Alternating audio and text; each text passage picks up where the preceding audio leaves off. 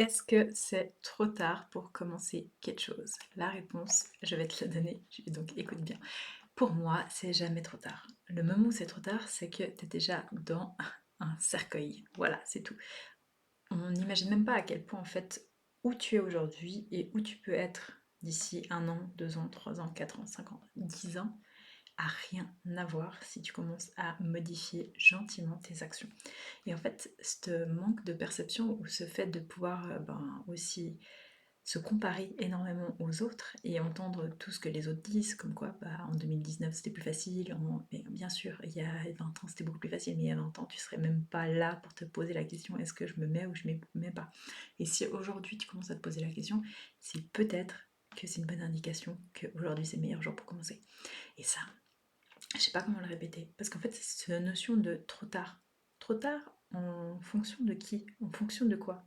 Tu sais quel jour t'es né, tu sauras jamais quel jour tu vas mourir. C'est quelque chose que tu peux pas savoir. Donc t'as même pas le même temps que les autres. Donc tu peux même pas te comparer. Tu sais pas si toi, t'as une longueur de vie de 85 ans ou si t'es plutôt quelqu'un qui à 60 ans va faire un AVC. Temps, c'est rien. Donc la notion du temps n'existe pas. La notion du temps, c'est ce que tu fais aujourd'hui et qui te rend fier. En fait, c'est de faire le plus d'actions possible, c'est le fait de tirer le plus le futur que tu veux dans ton présent grâce aux actions que tu prends aujourd'hui. Donc si tu prends pas d'action, en fait, tu feras jamais. Et c'est ça qui vient en fait des regrets. Mais on a tous dans ce monde ces choix-là. C'est soit aujourd'hui tu mets les actions en place pour arriver demain, peut-être, peut-être pas, quelque part de différent. Soit tu mets pas aujourd'hui, tu procrastines, tu te dis que c'est pas possible, tu y crois pas, et en fait, voilà, tu auras des regrets à la fin de ta vie. Parce qu'au fond de toi, ce que toi tu vois, il n'y a que toi qui le vois. Et en fait, on a cette notion de se dire, mais en fait, tout le monde pense la même chose que nous. C'est que ton cerveau qui pense comme toi. Parce que ta perception des choses est reliée à ton interprétation. Je le répète, ta perception des choses dans ta vie sont liées à ton interprétation. Donc tu as deux choix. Soit tu continues à penser comme ça, et tu fais partie de la majorité des gens qui finiront avec des regrets, soit tu commences à te dire, ok, bon, est-ce que quand Sarah elle dit qu'on peut modifier nos schémas et repenser comme on pense, c'est vrai. Ou peut-être c'est pas vrai, mais peut-être que je peux essayer le temps que je découvre si oui ou non I've just figured out, en anglais on appelle ça. C'est-à-dire je vais juste commencer à comprendre. Et en fait t'as pas grand-chose à comprendre à part toi-même. Et c'est ça le plus dur, c'est que essaye pas de regarder la vie des autres, essaye de regarder au fond de toi. Qu'est-ce que toi tu veux vraiment? Qu'est-ce que toi ça t'inspire? Qu'est-ce que toi t'as envie de faire de tes journées? Où est-ce que t'as des talents? Où est-ce que t'as des dons? Et comment tu peux le mettre à profit des autres? Plus tu vas apporter de la valeur aux autres, moins tu auras de problèmes d'argent. Je répète, plus tu vas apporter de la valeur aux autres, moins tu auras de problèmes d'argent. Pourquoi? Parce que le moment où tu commences à apporter de la valeur aux autres, ça se sent, ton énergie est différente, tes fréquences sont différentes. Tu commences à donner au lieu de demander toujours à recevoir. La plupart des gens, ce qu'ils veulent, c'est rester chez eux et que ce soit facile et que en fait tout tombe du ciel. Mais en fait non, tu dois être vulnérable, tu dois te mettre à 200% dans tes projets et tu dois faire comme s'il n'y avait pas de marche arrière. Quand tu commences à jouer comme ça et que tu commences à sauter des falaises, entre guillemets fictivement, dans le sens que tu vas dans l'entrepreneuriat, tu vas à 100%, tu vas pas être en mode ah mais j'ai quand même mon bac avocat ou au début, pas de souci, tu gardes ton job, tu descends ton taux et tu montes ton projet à côté jusqu'à que tu commences à réussir à faire un peu d'argent. Pas de souci, on est en Suisse, la vie est dure, dans le sens que la vie est chère. Mais au bout d'un moment, tu dois aller à 200%. Et en fait, ce truc du lâcher tes bateaux, dans mon ancienne start-up où on était, en fait, mon chef, il disait toujours, on doit brûler nos bottes, dans le sens qu'on ne doit pas avoir de point de retour. Et en fait, quand t'as pas de point de retour, en fait, tu vas tout droit parce que t'as pas le choix. Et en fait, le problème, c'est que la plupart des gens, en fait, ils font le pas au début, ils voient que ça fait peur, qu'ils savent limite pas nager, et après, ils paniquent, et du coup, ils reviennent en arrière. Mais parce qu'en fait, ils sont pas allés assez loin. Mais une fois que tu commences à partir du port et que tu es trop loin pour revenir, au bout d'un moment, t'avances et un jour ou l'autre, tu vas retrouver une île et tu vas retrouver un nouveau truc et tu vas pouvoir construire des choses différemment et tu auras une vie complètement différente de ce que tu pensais. Donc ouais, si tu crois que c'est pas possible, effectivement, ça sera pas possible. Mais c'est parce que toi, tu crois pas en fait. Et si tu te mets en marche, si tu fais les actions, tu n'as même pas besoin d'y croire. Tant que tu fais les actions pour aller quelque part de différent, tu auras des résultats différents. Je connais personne au monde qui prend soin de son corps en faisant du sport, en faisant attention à sa nutrition, en mangeant plus de protéines, en bougeant plus et en faisant par exemple strength conditioning, donc par exemple de soulever du poids qui se sent pas bien dans son corps, dans le sens qu'il n'a pas un corps avec une matière grasse diminuée comparée à sa matière musculaire. Pourquoi? Parce que ces actions sont adéquates avec les résultats qu'ils cherchent. Même si tu cherches pas ces résultats et que tu fais quand même ce genre d'action, tu auras ces résultats. Tu, tu veux avoir plus de ventes, bah du coup tu contactes plus de personnes, tu as un produit qui bah, t'anime et bah, change des vies, bah oui en fait tu vas avoir plus de clients parce que bah, dès que tu vas commencer à avoir des clients, tu vas avoir des feedbacks du coup ça va inspirer les autres à se dire ah bah tiens si ça marche pour eux, ça peut marcher pour moi, etc. etc. Et en fait à force de progresser, tu vas devenir meilleur. Aucun expert n'a pas été débutant. Tant que tu ne comprends pas ça, dans n'importe quel domaine de ta vie, pareil en drague, bah t'arrives pas à aller parler à des gens, bah, au fait, au début, ça sera pas forcément que aborder des femmes, ça sera aussi aborder bah, des gens de manière normale, dans le sens ton voisin, ta voisine, des hommes, peu importe. Et en fait, commencer à ouvrir ton aspect à la communication, et après, ça deviendra de plus en plus facile. En fait, c'est toujours le premier pas qui est le plus difficile parce que tu as aucune notion de ce que tu fais, et ni si c'est juste, si c'est faux, etc. Et donc là, tu as deux choix. Soit tu vas vers quelqu'un qui a déjà les résultats que tu veux et qui a un sens de pédagogie, parce que ça aussi, il y a des gens qui ont les résultats que tu veux, mais ils ont aucune idée de comment te l'enseigner. Et ça, c'est malheureusement, bah, à moins d'être à côté d'eux et de faire exactement la même chose qu'eux, donc de prendre soit des jobs qui ne sont pas payés, soit bah, de travailler pour eux, peu importe, mais du coup, bah, eux, ils vont pas forcément chercher à t'apprendre parce qu'ils n'ont pas ça dans le cœur. Ben, soit tu trouves quelqu'un qui a une pédagogie, donc qui aime enseigner aux autres, ça s'appelle plutôt un mentor, on va dire ça, et en fait qui va t'enseigner comment bah, sur lui, sur d'autres personnes, ça a marché pour que toi tu puisses raccourcir ce temps d'apprentissage, de ce je me trompe, je me relève, je me trompe, je me relève, parce que bout d'un moment, il y a beaucoup de gens en fait qui aiment faire tout seul les choses, c'est super, mais à un certain moment, tu perds énormément de temps. Si à 30 ans, j'ai pu apprendre autant de choses, c'est parce que je me suis mis dans le bain avec des gens qui savaient nager et du coup qui m'ont appris. Il n'y a rien de pire que d'être dans un bain avec des gens qui coulent. En fait, la mentalité des gens aujourd'hui, elle est faible parce qu'on leur a tout donné. Et en fait, ce truc de tout avoir, de être stable, entre guillemets, d'avoir l'appartement. Le plus grand rêve des Suisses, c'est juste d'avoir un appartement et puis une grosse voiture. Ok, mais c'est ultra matériel. En fait, qu'est-ce que tu fais le reste de ta journée? Est-ce que tu es heureux dans ce que tu fais? Est-ce que tu es épanoui dans ce que tu fais? Est-ce que tu as du temps en fait pour voir les gens que t'aimes? Est-ce que tu peux, est-ce que tu es libre de bouger? Est-ce que tu es libre même de rêver en fait? Tout simplement. Est-ce que tu es encore libre de pouvoir lancer des projets qui t'inspirent? Est-ce que tu es encore libre de pouvoir aller faire de la poterie un mardi matin? Quoi, moi, c'est les choses qui m'inspirent. Moi, j'ai eu un déclic, c'était quand j'avais 17 ans, j'étais en apprentissage, donc je travaillais dans une multinationale entre mes 15 ans et 18 ans, pour ceux qui ne connaissent pas le système suisse. Et en fait, on m'a interdit de pouvoir partir en vacances avec mon oncle, parce que mon oncle voulait partir en Thaïlande. Et en fait, mon oncle est mort 4 mois après, d'un cancer du pancréas. Il était déjà en récidive, mais ça aurait été le seul moment où j'aurais pu partir et partager ces moments avec lui. Et depuis là, je me suis dit, puis là, mais quelqu'un me dit si je peux partir en vacances ou non avec ma famille. Ce n'est pas possible en fait. Vous pouvez pas me faire louper les moments les plus importants de ma vie, soi-disant parce que je dois aller travailler pour quelqu'un d'autre. Ça, pour moi, c'était non. Mais après, j'ai dû comprendre ce que ça voulait dire. J'avais 17 ans, je captais pas ce que ça voulait dire. Moi, pour moi, en fait, il n'y avait pas d'autre. Bah, pour moi, en fait, le Graal, c'était de faire des études. Donc j'ai fait mes études. Après mon bachelor en économie, j'étais bon, bah, quitte à faire de l'argent, autant faire un truc qui me plaît. Là, je suis partie sur un master où justement, j'étais là, bah, en fait, moi, j'aime aider les autres. J'aime comprendre l'humain. J'aime comprendre comment on fonctionne. Et c'est là où je suis devenue qui je suis, entre guillemets. Alors oui, j'ai fait des études un petit peu en adéquation avec ça, mais sur le fait, après ça, j'ai commencé à chercher des boulots et quand je travaillais pour le gouvernement, quand je travaillais dans le privé, j'ai vite remarqué qu'en fait, de nouveau, je retombais dans un truc où je me sentais bloquée. Et en fait, c'est parce que mon inspiration de vie, c'était d'être libre. C'était de me lever le matin avec du plaisir, en fait, et de pouvoir juste être. Toute la journée, je suis. Et c'est incroyable parce que quand je suis, je fais des choses, même si moi je comprends pas tout ce que je fais, qui m'animent. Et en fait, en faisant ça, en fait, j'aide les autres à commencer à se comprendre, à commencer en fait à se poser les bonnes questions, à commencer à ne plus répéter les mêmes schémas et à avancer par inspiration, plus par désespoir.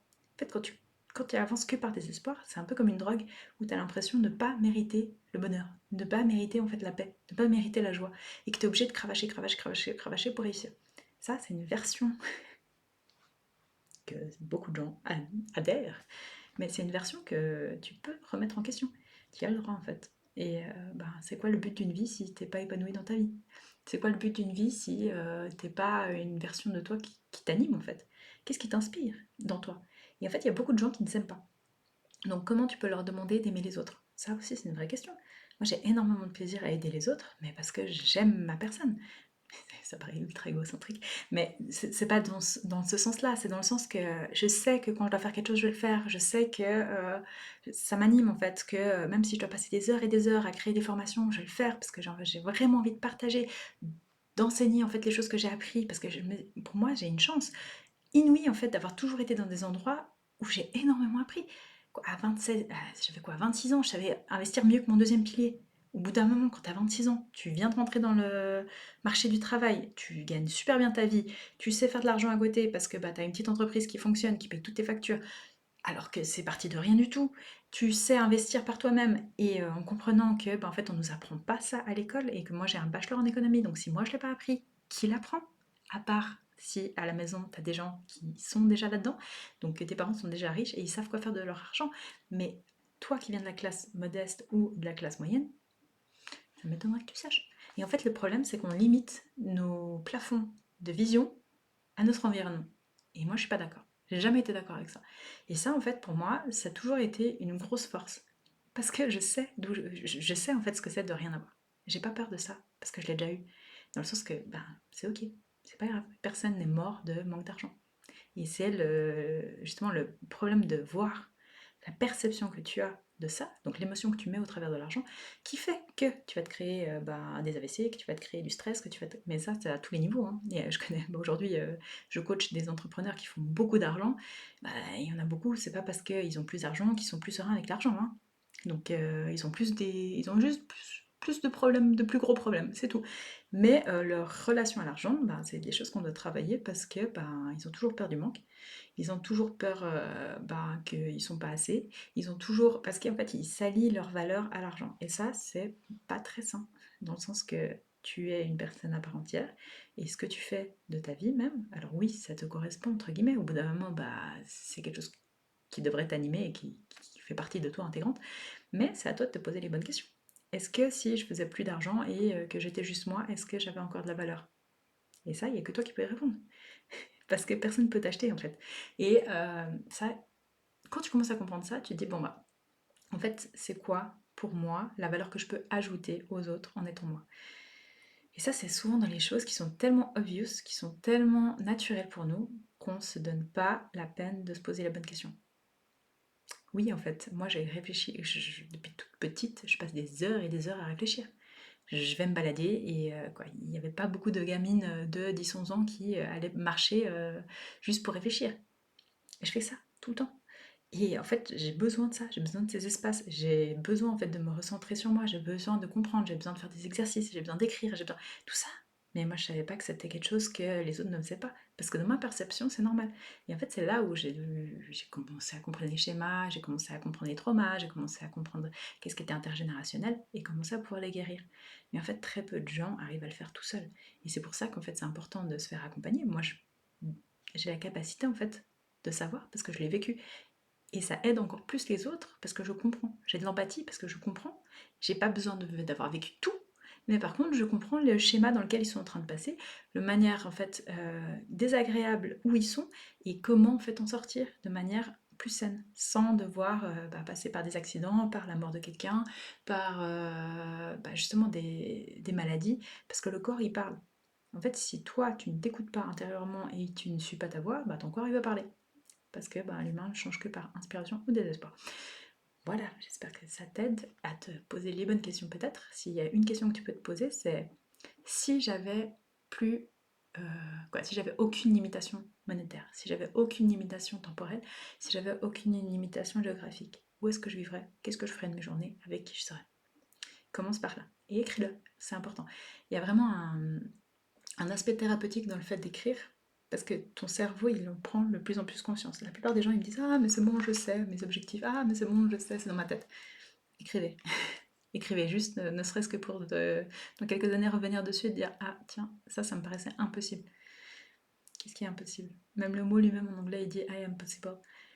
C'est ça que tu dois garder en tête. Et ce que toi tu te répètes toute la journée, même si tu dois avoir des mantras, même si tu dois avoir des choses que tu te répètes à voix haute, commence à répéter des choses positives, commence à répéter des choses qui vont dans le sens de ton objectif, en fait, de ta vie, de ta vision. Parce qu'il y a tellement de personnes qui ne s'écoutent pas parler, moi je les entends, je les entends à longueur de journée. Et ça me fait peur, parce que la manière que tu te parles, la manière que tu dis les choses, le pouvoir de la parole a un poids énorme dans tes vibrations, a un poids énorme dans ta vie. Et en fait, tu te mets des barrières tout seul ou toute seule. En te disant que c'est trop tard, en te disant que c'est pas possible, ou en te disant que ça doit être dur, ou en te disant que c'est pas en faisant ça, ça, ça, que tu seras ça, ça, ça. T'en sais rien. T'en sais rien. La vie, en fait, tu peux pas tout savoir.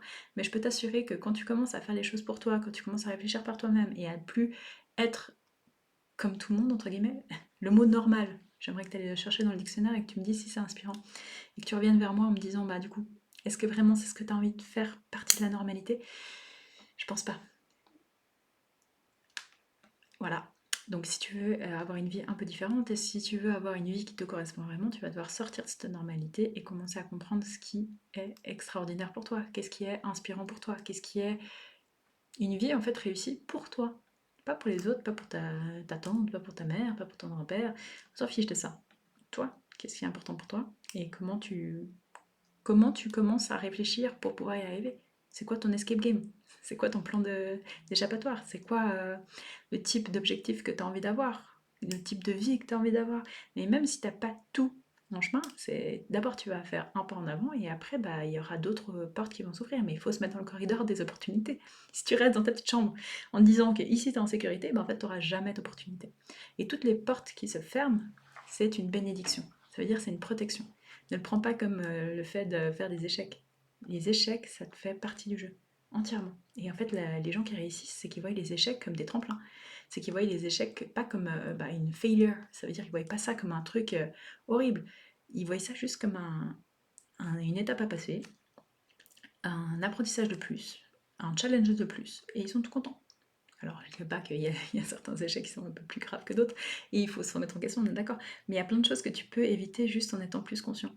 Ça veut dire en faisant des choix qui sont plus alignés avec toi, en écoutant ton instinct qui te dit oui ou non, cette personne, c'est pas top, tu vois. En écoutant bah, justement comment toi tu te sens quand tu es avec les gens, quel type d'énergie tu as. Est-ce que tu as plus d'énergie quand tu sors de cette discussion ou est-ce que tu en as moins? Et commencer en fait à t'entourer des gens qui te donnent de l'énergie, qui arrêtent de t'en prendre. Plus tu seras avec des gens qui te lessivent littéralement, moins tu pourras donner de ta personne. Parce que ton cerveau a besoin d'énergie et c'est celui qui demande le plus de tes organes pour réfléchir, simplement.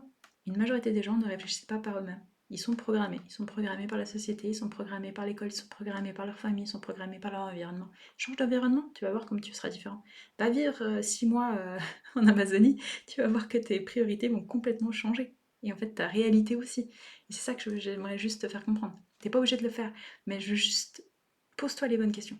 Même si ça te prend 6 mois, une année, aie pas peur de rester avec toi-même et tes pensées. Et un jour, ça paiera. T'as meilleur temps de ralentir sur quelques années et ensuite d'avancer dans le bon chemin que de faire une autoroute qui va tout droit, tout droit, tout droit, tout droit et que tu profites jamais du paysage et tu t'es jamais posé la question d'où tu voulais arriver. Et puis au final, ben, tu te retrouves dans des endroits que c'était pas du tout là que tu voulais aller. Et le but même, c'est le cheminement.